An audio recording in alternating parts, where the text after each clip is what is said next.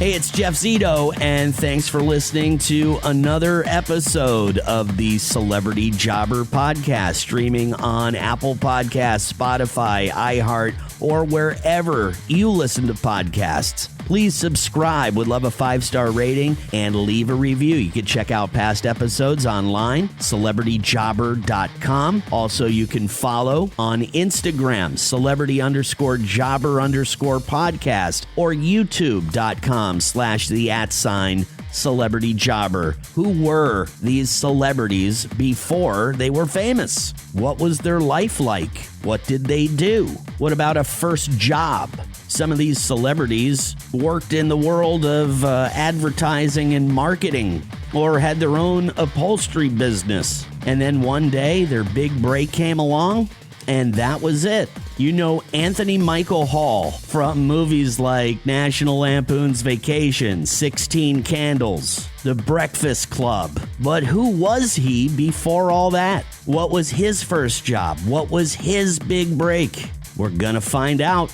Anthony Michael Hall is my guest this week on Celebrity Jobber. Crashes can happen to even the safest of drivers. Sometimes this is because of situations out of the driver's control. That's where driver assistance technologies can help reduce the human factors involved in crashes. Features like blind spot intervention, lane keeping assistance, rear automatic braking, and automatic high beams all have the potential to save lives. And one of those lives could be yours. Learn more about driver assistance technologies at nhtsa.gov/driver tech.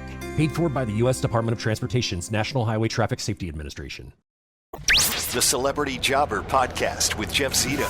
If you like what you hear, please subscribe, give a 5-star rating, and leave a review. Check out all our past episodes on Apple Podcasts, Spotify, or wherever you pod. What if these celebrities weren't famous? What would they have become? What was their first job? We're about to find out. Now, here's a great way to break the ice. What do people call you? Do they call you AMH? Do they call you Anthony? What do your friends call you? My given first name is Mike or Michael, but yeah, I hear you, all three. I get AMH or Michael or Anthony. It's all good. All three. Nice to meet you, Steve. Yeah, nice to meet you too, man. I mean, obviously, I'm a huge fan, and I've known about you my whole life. I'm having a midlife crisis because I just turned 50, and I don't know. I don't know if you've ever had that midlife crisis at any point, but do you have any suggestions, any way to get through that kind of? I wouldn't treat it as a crisis, first of all. Also, I was going to joke, too. I'm in show business, so I think every year is a new crisis because you never know where the work's coming. Right. Right. But I wouldn't sweat it. I'm a little bit older than you at 57, but I wouldn't, I would just, look at it as a speed bump, not a dead end. You know what I mean? You got to keep rocking and rolling. You're still a young man. I know. People do say that, but I just don't, I don't see it yet, but we'll get through it. So let me ask you this, Michael. Can I call you Michael? Sure, man. So let me ask you. I do a podcast that's like about celebrities before they were famous and like what their life was before they were famous. This is going to be a really interesting question for you because I feel like you've been famous your whole life, right? I mean, when did you started like acting when you were 8 years old? Yeah, I did. It's so funny because when I was in New York, I was celebrating the SNL 50th, and I was taking part in those festivities, and I took my wife, and it was great. But I was on the red carpet doing some interviews, and it really started to hit me right there, actually, when I was in the interviews. And I started in 1976. I got my first job. I was hired by Steve Allen, the late great Steve Allen. So yeah, I mean, my career goes back to that, and that's the beginning of it for me. So that was a real blessing, starting that young. I think a lot of it I just attribute to my mother. I had a very strong-willed mother who was a single parent at the time. She wound up remarrying when I was about 12, and I had my sister and my stepfather who raised us. But my mother was also an artist. She was a singer and, raised me, singing for my supper, literally, because she was a jazz and blues singer. So, coming from a creative family, when you asked me that question, my life before that was just growing up in New York City, but I was really exposed because of my mother's life and career to a lot as a result of that. So, I studied the arts. I did everything from taking karate to studying drawing at the Art Students League to taking, music lessons and playing drums. All kinds of things that I did as a kid that that were really helpful and helped me build a foundation for a life in the arts. Your very first paying gig was being a young Steve Allen in a movie. That was like, you know, because a lot of people's first jobs are, you know, newspaper delivery boy or a babysitter. Yours was in the business as an actor. Yeah, exactly. I mean, and I was really fortunate for that reason, you know, so absolutely. You know, I was doing a play with Summer Stock with Steve Allen. I was such a little kid, you know, and then from there I did commercials, and it led to, you know, the film and TV work that I got as a young teenager. But at that point, I'd already been in the business for 7 or 8 years. So yeah, I've had a long career. So I thank God for that. So when you cut to Roswell Delirium, you know, it was an amazing experience because here I am 40 something years later, and I'm a producer on the project. But it was great to see these kids. They came to work so prepared. They were so refreshing. That they were so committed to do a good job, and they were really prepared. But also just to see their joy at work, to see them having fun with what they were doing, and to see the light in their eyes, you know, at the beginning of their careers. So I could certainly relate to that. And it was wonderful to see, you know, to see them doing a great job. So when you're talking about what you're doing right now, which is Roswell Delirium, and do you have other jobs within, not just being an actor, but is there other things that you do in this film? Like, did you mention directing it? No. I produced this film, and I produced it with the filmmaker, who's a writer-director named Rick Bakewell. So it's both of our companies that came together, and my company's Manhattan Films, and Rick's is Light Force Pictures. So we joined forces, and we made this project, and we shot in L.A. a couple of years ago, and we just got this great cast. So we have a lot of really wonderful performances from some really great known actors, too, like Dee Wallace Stone and Sam Jones, Lisa Whelchel, Reginald Vell Johnson. So a lot of really great people came in supporting roles to flesh out our cast. But primarily it's a bunch of young child actors that did a beautiful job, you know. And if anything, they were reminding us all on set, you know, to kind of be prepared and to have fun at work. And it was great to see that from their perspective as they went to work and did the film. Celebrity Jobber.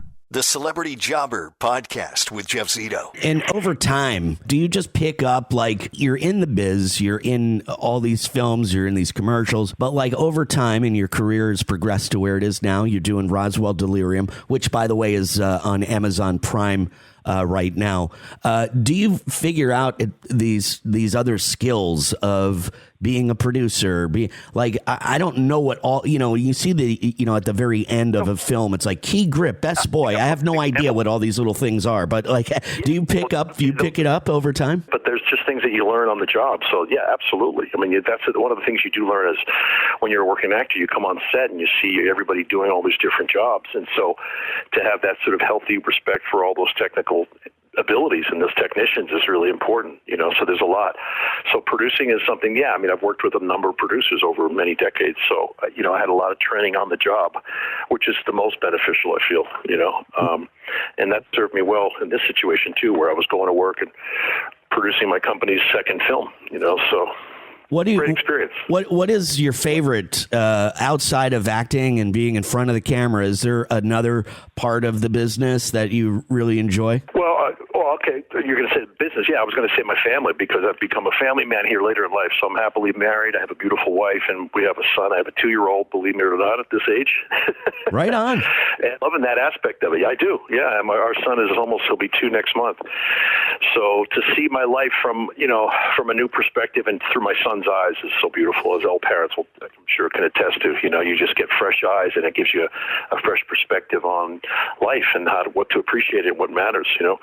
But in terms of what I like to do, I mean, producing is great, and I also want to get behind the camera and start directing. So I have a bunch of projects that we're developing at Manhattan Films, and I have partners, and we're raising funds and, you know, full steam ahead in terms of building out the company. So that's the goal, you know, so because I want to be able to produce stuff and co-produce things and also direct some films and projects and hopefully give other people opportunities down the line. So that's a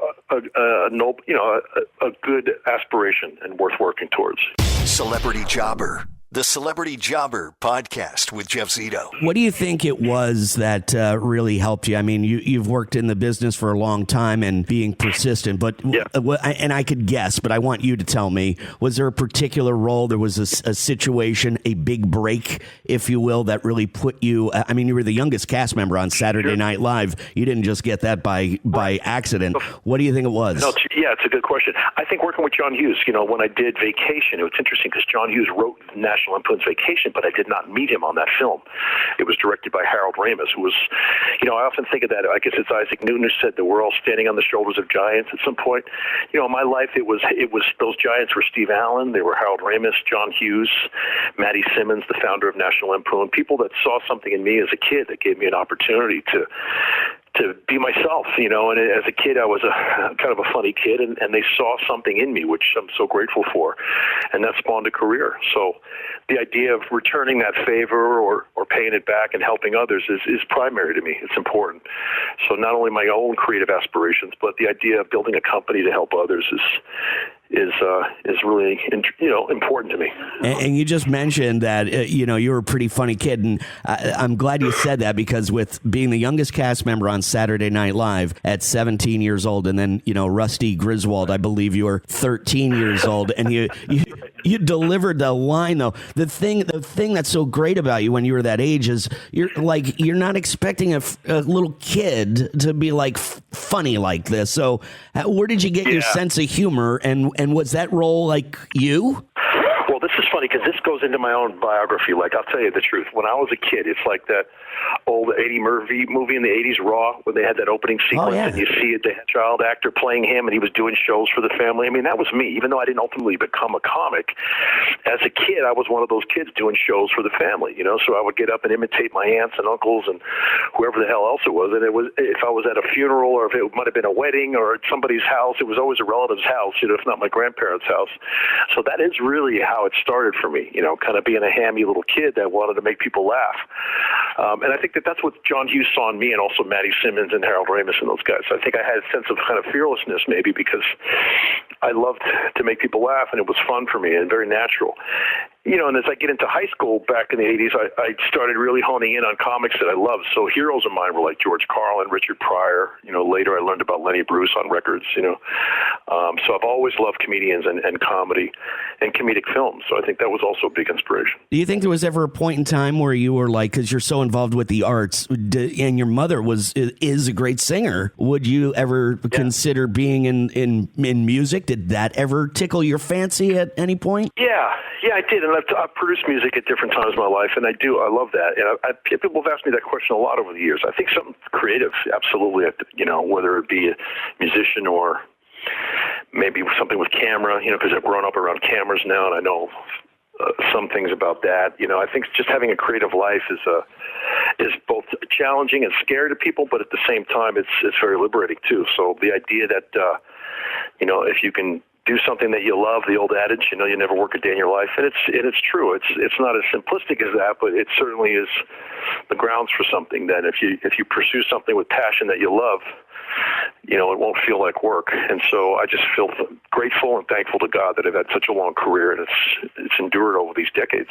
Was there ever a point in time where you were like, oh man, it's because it's got to be hard going on these calls and being rejected, and it's got to be a tough and a strange life. Were you ever like, hey, should I be doing something different? Yeah, it's your question. You have to deal with a lot of rejection. You have to be sort of built for that. And at the outset, no one thinks that they are, but you learn to have a tough skin, and you learn to be persistent, and you learn a lot of great lessons that I think apply whether you're in the corporate world or in the world of sports or anything. The idea of being determined, making decisions, creating good habits for yourself, and just persisting. And I think that's something no one can teach you. That's something that you just have to enact within yourself and have that in you. And if you don't, then it may not be what's for you, in life.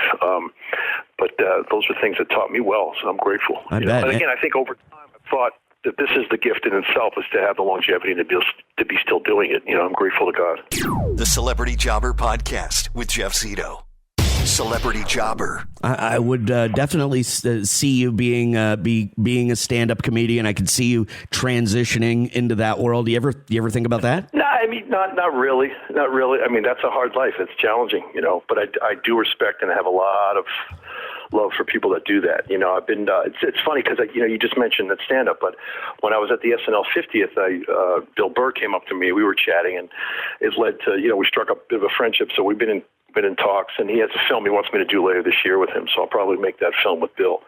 But, look, that's a real lifestyle, a commitment too. You got to greatly respect comics because, again, there's no leg to stand on there. You're going up there with your wits and your brain, and And again, that sense of determination to kind of put yourself out there, and it takes a lot. Not everybody's built for that, Don't talk politics with Bill Burr. I don't think you guys will get along.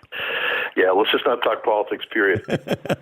Look, man, it was a pleasure. And I urge everybody to go to Amazon Prime and check out the latest, which is it's called Roswell Delirium. And Anthony Michael Hall, AMH, Michael. Good talk, Russ. Good talk with you, man. I appreciate the time, and thank you for supporting the picture. Really appreciate it, man. Take care of yourself. Thanks, man. Crashes can happen to even the safest of drivers. Sometimes this is because of situations out of the driver's control. That's where driver assistance technologies can help reduce the human factors involved in crashes. Features like blind spot intervention, lane keeping assistance, rear automatic braking, and automatic high beams all have the potential to save lives. And one of those lives could be yours. Learn more about driver assistance technologies at nhtsa.gov/drivertech. Paid for by the U.S. Department of Transportation's National Highway Traffic Safety Administration. Born Michael Anthony Thomas Charles Hall. Wow, that's a lot of names. He kind of flipped the Anthony and the Michael around because I guess there was already a Michael Hall in show business. He's from Boston, the only child of a blues jazz singer. Her name was Mercedes Hall, and she got divorced from Michael's father, Larry, who owned an auto body shop like when he was 6 months old. So when he was a very young man, they relocated to the West Coast where his mom found work as a singer. And I think it was a year and a half later, they eventually moved back to the East Coast and New York City. That's where he grew up. But he was in show business from the time he was a kid. And his mom actually managed him. He was acting at the age of 8 years old when a lot of kids, their first job was, maybe working in a restaurant or delivering newspapers or babysitting, something like that. His very first gig was as the young Steve Allen in a semi-autobiographical play called The Wake. And he also did some commercials around that time. He was the Honeycomb cereal kid. He was in some commercials for toys and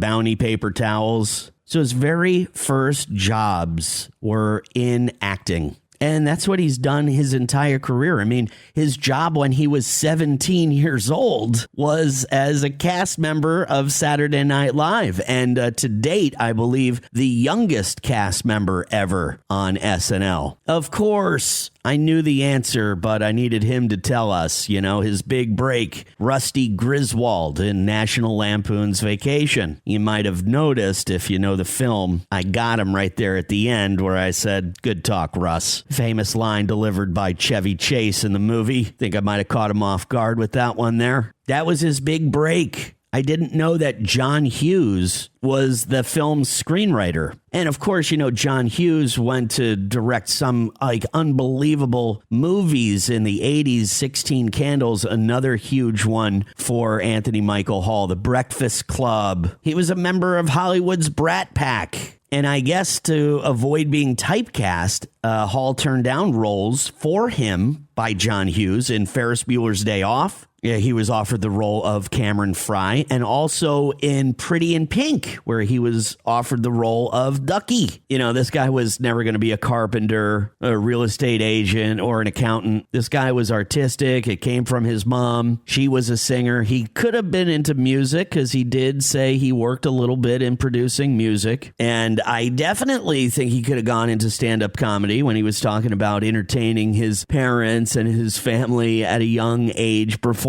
for them, making them laugh, and of course, being the youngest cast member on Saturday Night Live. All those people, generally speaking, are stand-up comedians. So yeah, that was probably what could have been the future of Anthony Michael Hall. Pretty cool guy. Enjoyed talking to him. Crashes can happen to even the safest of drivers. Sometimes this is because of situations out of the driver's control. That's where driver assistance technologies can help reduce the human factors involved in crashes. Features like blind spot intervention, lane keeping assistance, rear automatic braking, and automatic high beams all have the potential to save lives. And one of those lives could be yours. Learn more about driver assistance technologies at nhtsa.gov/drivertech. Paid for by the U.S. Department of Transportation's National Highway Traffic Safety Administration. And thank you for checking out another episode of the Celebrity Jobber Podcast, streaming on Apple Podcasts, Spotify, iHeart, wherever you listen to podcasts. Please subscribe. Would love a 5-star rating and leave a review. All past episodes online at celebrityjobber.com. And you can also follow on Instagram, celebrity_jobber_podcast, or youtube.com/the@celebrityjobber. Who were these celebrities before they were celebrities? Sometimes they were different people altogether. In the case of Anthony Michael Hall, he was an actor, just not as well known as he is now. So thank you once again for listening, and until next week, we'll see you then. I'm Jeff Zito. And if you happen to like the Celebrity Jobber Podcast, you might like one from my friend Buzz Knight, which is called Taking a Walk, Music History on Foot, which you can listen to next. Taking a walk. If you go on with a bit, I'm not really. It's a Tuesday night in the boondocks. There's no boondocks. There's no Tuesday night. It's the only night in the world when you go on stage, because it's the only. You're in the there and then. You're in the here and now, the there and then. Tomorrow night doesn't exist. Last night's history. And I think when you attack it like that, the rewards come back 10 times. Welcome to this episode of the Taking a Walk podcast. And today we're joined by one of the most iconic voices in music, Jim Kerr, the charismatic frontman of Simple Minds, known for their hits like Don't You Forget About Me and Alive and Kickin'. Jim has been a driving force in the music industry for decades. Jim Kerr joins Buzz Knight now on the Taking a Walk podcast. Jim Kerr, it's an honor to have you on Taking a Walk, sir. Well, how could I resist a title like that, Taking a Walk? I mean, I still, from the earliest days, that was my whole thing. And I'm still a walker. I'm still a hiker. I'm still a whatever. That's how I get around. So for that reason alone, although I hear many great things about your show, but for that reason alone, you had me at the title. Oh, you're so kind. Thank you.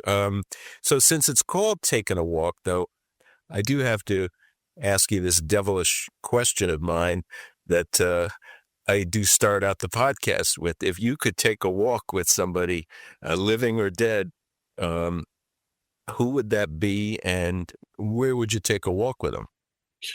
Oh, wow. God, that is a devilish question. You're absolutely right, for all the obvious reasons.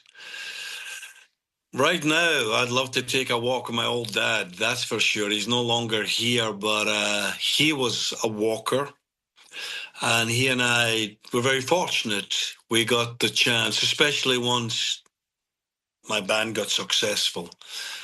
I was able to take him with me on quite a few trips.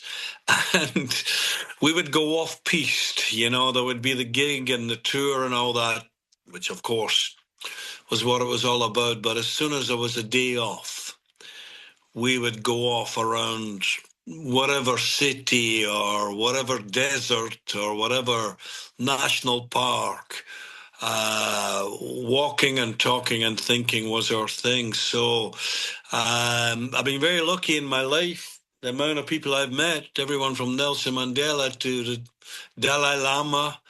And if I had mentioned those names, I'm sure you would have said, yeah, well, I can understand that, but I'm still going to go with my old dad. That's a good one. And I will tell you, many folks who I ask the question, they either bring up their dad or their mom as someone they would like to take that walk with. So, and I can't disagree. The people who taught us to walk, the people who taught us to take our first steps. Yeah, that's so great. Well, congratulations on the City of Diamonds release, Live in the City of Diamonds, which goes across 4 decades, which clearly shows how much joy you have in performing live and continue to have in performing live. There's also a documentary we'll talk about as well. and the making of that. But I did want to ask you, what was the earliest moment you knew you were connected with music for a lifetime? I had a great opportunity last year where I was able to. The BBC asked me to do a program, BBC Radio, on essentially my favorite ever rock group, who just happened to be American, The Doors. And the reason they asked me was that the producers had heard me elsewhere telling the story of being in the back of my dad's car. He had just got, it wasn't a new car, it was a second-hand car, but it was our new car. And it was a Friday night, summer night, and he came back with the car. We were all excited, and while Mum was making dinner, he said, "Come on, I'll give you a ride." And we went. The big thing about the car, you will laugh, because I know being American, the idea of cars not having a radio. But when I grew up, the first few years I grew up, most cars didn't have a radio. So not only was it his new car, the new family car, but it had a radio. And so we drove to the outskirts of the city, and being very Scottish, he said, "I just got to go into this pub and see a friend. He's always in there, and I'm just going to have a 10 or 15-minute chat. You and your brother, listen to the radio." Big deal. Great. And he came out and brought us some chips and crisps and stuff. And I tell you, this is so unlikely. The weather in Scotland can change like that. And he said it'd be 10 minutes. He was probably there an hour. And within that hour, the weather changed. And as we were sitting in the car, the clouds got kind of doomy and gloom-laden, and thunder. Didn't hear a lot of thunder, but thunder was kind of scary. Lo and behold, as we're listening to the radio, the song comes on with the sound of thunder and rain at the beginning of it. And then there's this haunted voice, and there's a killer on the road. His brain is squirming like a toad. Take a long holiday, let the children play. Oh, man, Riders on the Storm. Now, I would have been 10, and that's when I knew there was another kind of music other than just the pop hits that we listened to on the radio. And it's amazing. A couple of days later, driving in the same car my dad, it came on. I said, "I love this song." And my dad said, "That's a great song." And then he went, "That young fella just died." And I said, "What?" He said, "Yeah, he was in the newspaper. He just died." I said, "What's his name?" He said, "Jim, same as you, same as me. My dad's a Jim as well."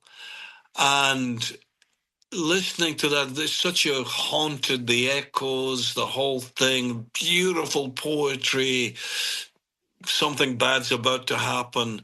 I think in terms of your question, that's when I first developed a deeper curiosity about music. Oh, what a beautiful story. And I always wanted to go back to Scotland from a trip about a year ago, because we had this cool driver who had a soundtrack actually that he put on to kind of accompany us on the drive.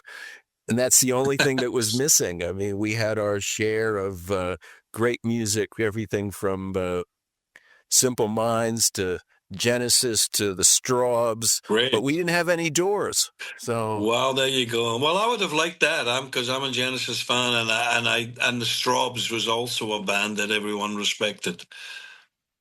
So what inspired you then to form Johnny and the Self-Abusers? In 1977, there was this I don't know what happened, but out of nowhere came this thing that was called punk rock. So obviously there was a huge music element to it, but it was more a philosophy. And the philosophy to mostly young British working class kids was like a bolt of lightning, because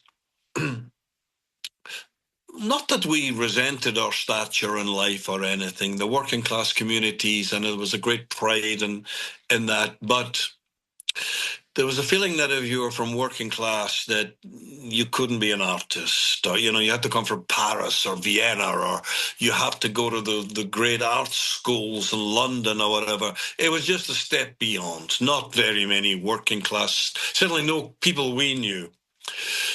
But out of nowhere, somehow this punk thing came along with a theology, a very simple theology that said, you know what? Anyone can give it a go. And anyone kind of gave it a go. And we were one of those who gave it a go. It wasn't like you were going to be judged because you couldn't play like Eric Clapton. A year before, you'd be judged because you couldn't play like Eric Clapton, or you couldn't play keyboards like Rick Wakeman, or you didn't go to music college. It was something much more visceral like that. Have you got something to say? And can you say it? And whether you said it through music, or kids were starting their own fashion labels, some of which have become world-beating, and still people were making little documentaries, publishing their own fanzines. There was this great energy, and we were swept up in that. We, being Charlie Burchill, my songwriting partner, who lived in the same street as me in Glasgow, we met when we were 8 years old. And in our case, we took our whole passion for music, and this punk wave that came swept us up in it, carried us along to the extent of, rather than just sitting saying, one day we're going to get a band, we got a band. We knew we didn't have the chops. We knew that we hadn't done the 10 years of woodshedding. But we got up, we plugged in, we did our thing, and something happens that usually never happens when people start a band. The audience went mental. They went crazy. When I say the audience, I'm talking about 50 people, but, it was a little pub. They went crazy. And we know, because we used to go and see the bands playing in bars, and the audience never went crazy. They went crazy, which made us think we had a vibe. And before we came off, I found myself already haggling with the bar owner to try and get her free up from £10 a week to £12 a week, because I could see her value instantly. Beers were being bought. That's amazing. How do you maintain such a great creative energy, all these years? I think, well, it's great that you mentioned energy, because it all comes down to that, I think, your spiritual energy, your physical energy, your creative energy, you name it. But I think it comes through a combination of things. We don't even have to try to remember how lucky, how fortunate we are. And when you feel like that, you're already, you retain the early energy that you had. It doesn't diminish. As well as realizing how lucky we are, because who wouldn't want to be, who wouldn't want to have a life doing something that you love, never mind the success and the extra rewards, that alone. So the great fortune because the amount of people that start bands and want to be musicians and want to, we're in the 0.0.0.1%. So we're incredibly fortunate, but along with that, and to an equal amount, there's a fantastic sense of purpose, especially when you're touring. Because, well, what do? You know, you turn up in a town and you go out that night, and it's always at the end of the night, although actually I quite like watching the audience coming in as well. They come in and they have a certain kind of energy because they've been excited and the gig's there, and maybe they haven't seen you for a long time, maybe never seen you at all. They're going to a show. They're going to forget their problems of the day. But if you can go on and you can deliver beyond the odds to the extent that, you know, they come in with a spring in their feet, but by the end of the night, they're actually physically jumping up and down, regardless of their age, holding each other, hugging each other. Some transformation has happened in that. Let's face it, a lot of these venues are pretty cold, dank places when there's no people in them. Something beautiful has happened. And at the end of the night, you get the chance to take 20 seconds and see what you've done. It's a fantastic sense of purpose. And so I don't know how other people look at it or think about it, but those things alone have helped us maintain the approach and the energy that I'm glad that you may notice. Isn't it amazing, though, how a constant among so many things is when one leads with gratitude as well? I mean, you know, people ask for advice. Quite often in interviews, people will say, what piece of advice would you... I mean, I tell you what we found, gratitude, and it's not easy. Nothing's easy, but we found out this. When you attack things with 100%, but also with gratitude, with love, in our story, the doors did actually open easier than we thought. Now, whether that's, you know, this karmic thing of just energy that you give off attracts a certain kind of energy as well. People say that. I tend to believe it because it's the story. I mean, if you go on tour you go on tour and you think it's all about you. It's not about you. That's the last thing. If you all about you, stay at home, play in your garage. You know, people say, well, I don't want to play those songs. I'm out here. Well, stay in your garage and do that. You're going out to be of service. And I think when you have that attitude, people might not articulate it, but they sense it, they buy into it, and they go into work the next day and they become your biggest sales people because they say to their friends, man, we were at this thing last night. It's the story of our career. They blew us away, or it was great, or I can't wait to see it again. On the other hand, if you go on, I mean, a lot of people talk, oh, I'm a bit tired on tour, or, you know, I didn't have a good sound, or get over yourself. Just get over yourself. Someone has invested so much to come and see you, and I'm not even... It goes without saying they've invested financially, but they've invested emotionally, their time. They're looking forward to, they're coming with friends from school who they saw you back 20, 30 years ago. And if you go on with a bit, I'm not really, it's a Tuesday night in the boondocks. There's no boondocks. There's no Tuesday night. It's the only night in the world when you go on stage, because it's the only, you're in the there and then. You're in the here and now, the there and then. Tomorrow night doesn't exist. Last night's history. And I think when you attack it like that, the rewards come back 10 times. We'll be right back with more of the Taking a Walk podcast. Welcome back to the Taking a Walk podcast. So let's take it to, first of all, Live in the City of Diamonds and use that as a backdrop to this major series of tour dates that Simple Minds is going to have. I think it's a brilliant way to sort of pump everybody up for what they're about to see and get them all super excited. And you're playing a lot of big venues and places you probably have been, and maybe some places that you have not been. So talk about, first of all, how much fun it was going back over City of Diamonds, and then how you're looking forward to this tour.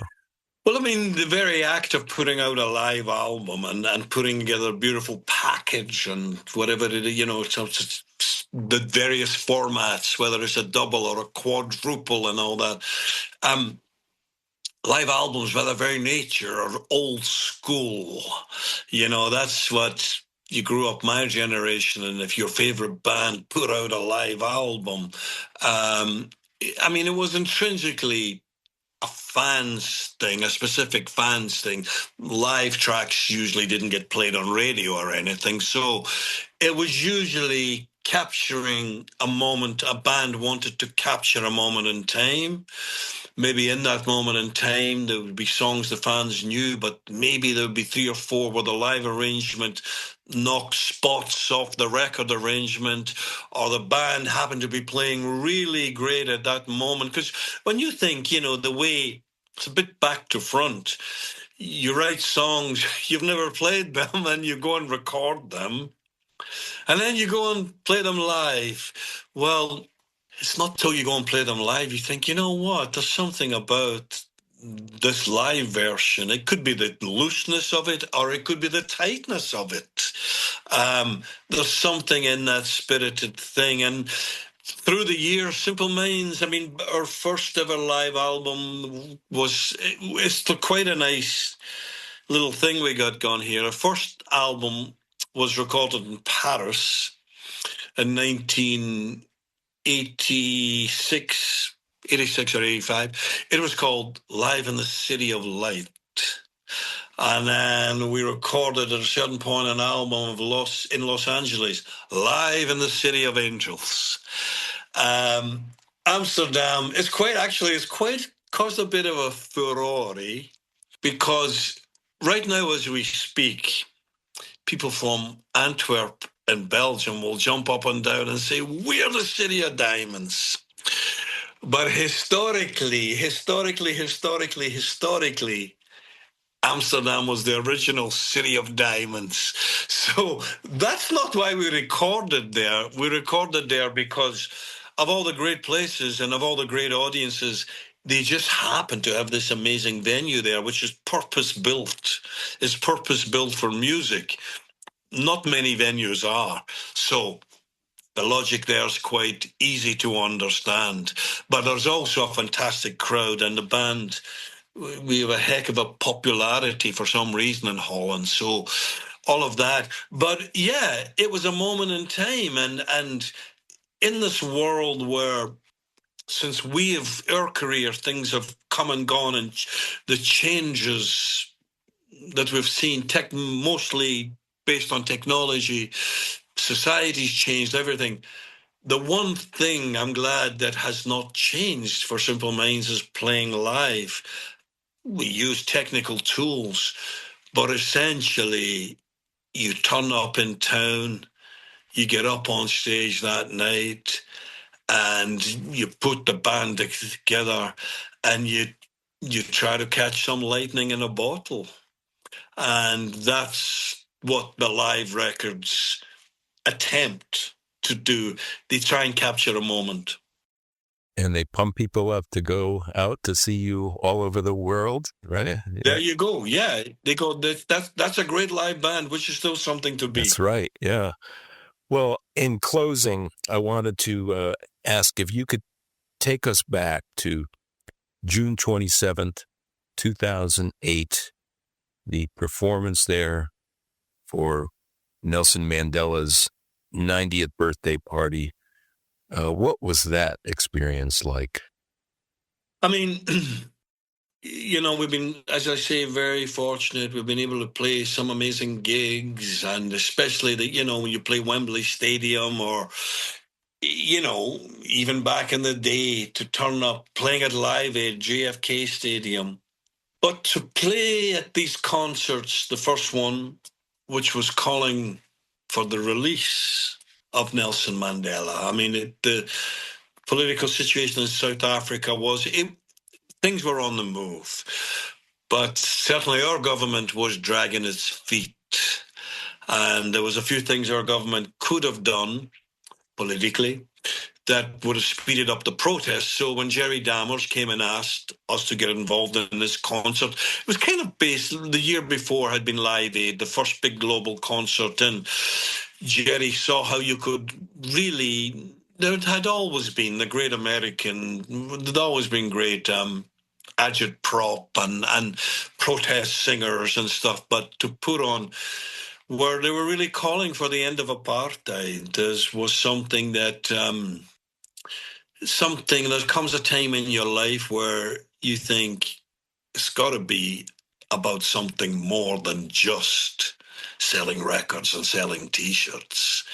We have a microphone and we're being asked to, you wouldn't want to do it every year and you wouldn't want to do it every album, but we're being asked to add our voices to something that really was important to us and important to a lot of people of a generation. So it was an amazing thing, and obviously to then subsequently, because there is a voice in your head as well. Sometimes you think, well, we're getting a bit too big for our boots here, or we're getting out of our lane, or, does it really matter? Does the world really listen?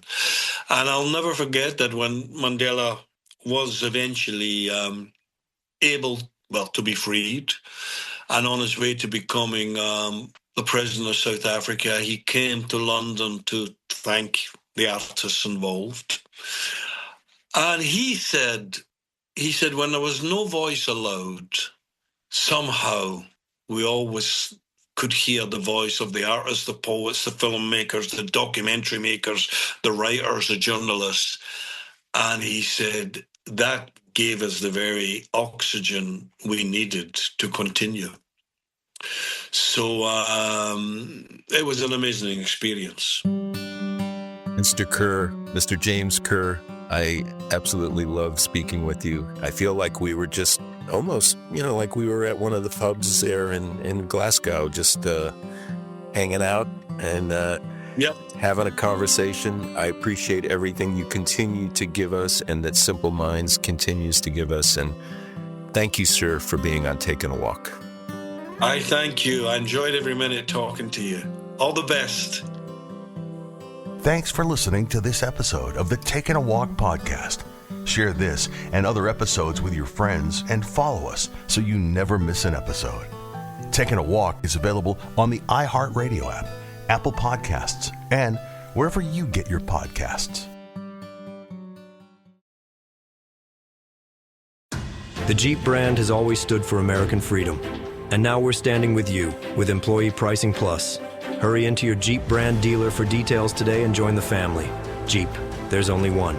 Offer valid on select 2024 and 2025 Jeep brand vehicles for non-FCA employees and retirees. $200 admin fee applies. Not all buyers will qualify. Restrictions apply. Does not apply to leases. Ends June 2nd, 2025. Jeep is a registered trademark of FCA US LLC.